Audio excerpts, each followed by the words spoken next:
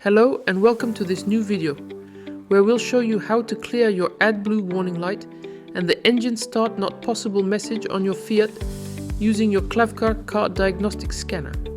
Here we have a 2018 Fiat Ducato. The AdBlue warning light comes on in my dashboard, along with a message saying engine restart impossible. I chose to refill at a service station using the AdBlue pump. However, the warning light and message are still displayed on my dashboard, so I decided to use my Klavkarr diagnostic scanner. To do so, let's start by locating the OBD2 port in the car.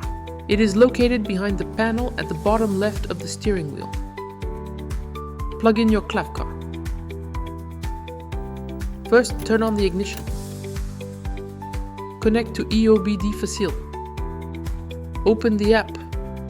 Go to Connection, then select your Klavkarr to connect it via Bluetooth. Enter your vehicle's brand, here Fiat.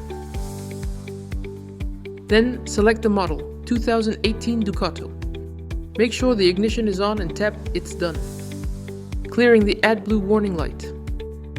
Tick the ECUs CR, reductant, and press Next.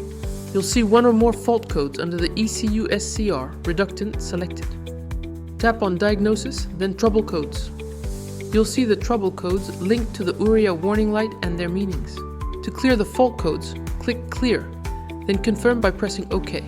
When pressing Yes and Save, you can save this diagnostic session to your history.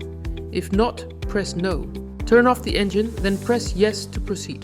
The AdBlue warning light has now disappeared from your dashboard. To ensure the reset is properly acknowledged by the ECUs, you must switch off the ignition and wait a few minutes before restarting the car.